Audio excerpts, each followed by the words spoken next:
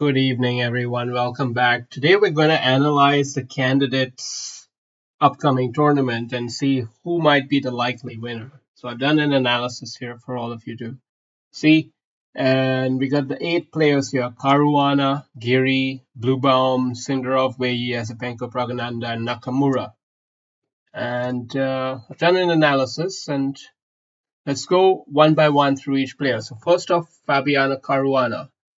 Objectively, I would say he is the best player. He has the highest peak rating uh, from all the players at the table, and he does understand the game a little bit differently than everyone else, it seems, and he knows how to press in difficult, complex positions. So he can definitely do a good job forcing results against weaker players and such. But he has shown a tendency to choke under pressure many times. It has happened. So we cannot rule that out. He's kind of like the South Africa of chess. He there is it's a psychological thing at the same time. In chess, in order to cross the finish line, there's got to be that one extra thing. And I'm not sure if Caruana has it. Okay, next is Anish Giri. Uh, he's always been around, and it's kind of interesting that he made it to the championship. So good luck, but he's not ever shown any real threat of winning a tournament like this. He's more like a consistent high performer, not a winner. Matthias Bluebaum, I don't know how this guy got in, but he's in here. I don't think he's got much of a chance. 0% for him, 5% for Giri. And that leaves us to Sindarov, whom I've given a 25% nod to. Same as Caruana, 25%. Sindarov, he's only 20 years old, from Uzbekistan. Let's just have a look at him. Uh, Yavokir Sindarov.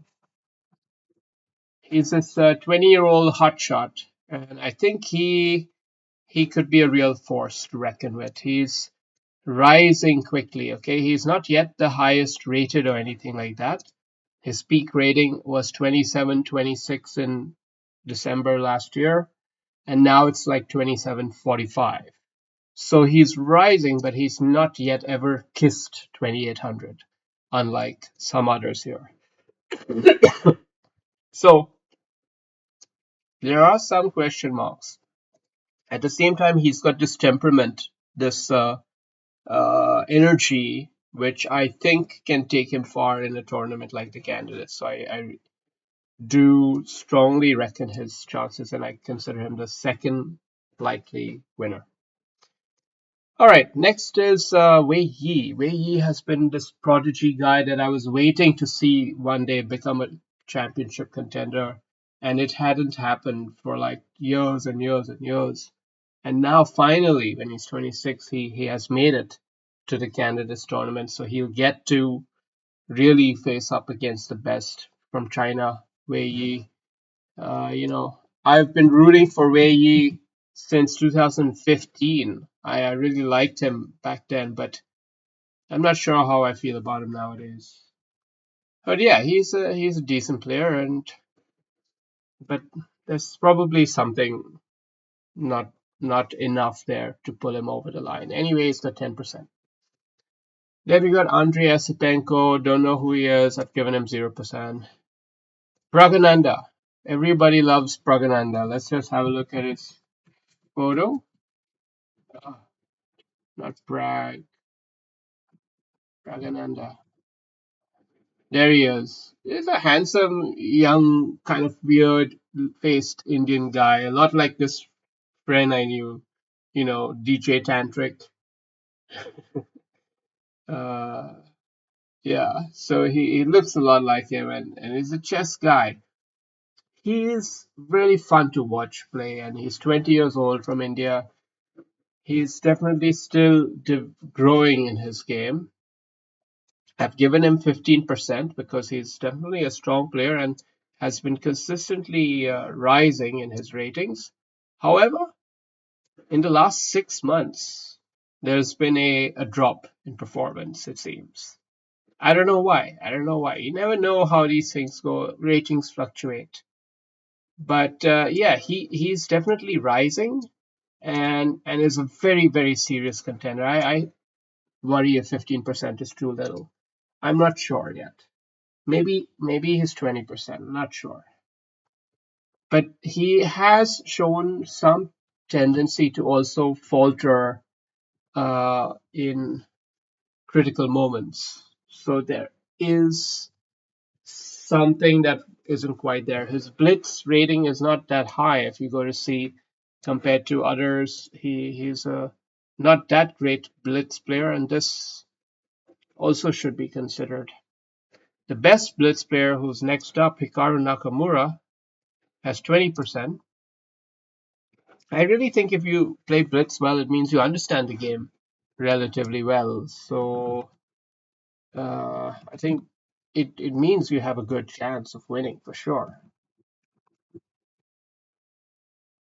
Uh, yeah, so he's been good for a long while, but he too, I can't imagine that he would pull over the finish line. It's hard for me to picture that the guy streaming all the time would be a candidate. But you never know. You never know.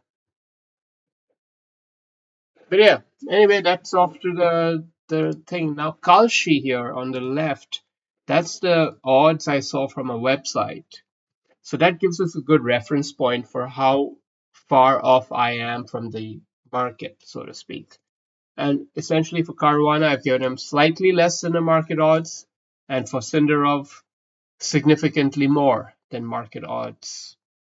Um, Nakamura, I'm kind of downplaying. Pragananda, I'm sort of upplaying, but within moderation. And yeah.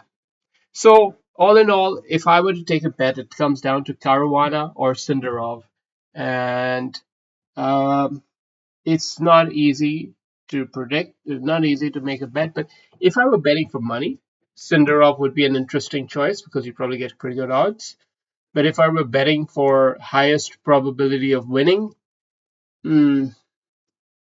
still not sure. But probably Caruana, since he is objectively the best. Okay, we're gonna go with Caruana for the win. Okay, you guys type in your predictions in the chat. You can type top three, you can type your number one, whatever you want, and we'll have a look at the end of this candidate cycle and see who succeeded and who didn't. All right. That's about it. I gotta adjust the resolution if I want to play a game, so I'm gonna play a game later.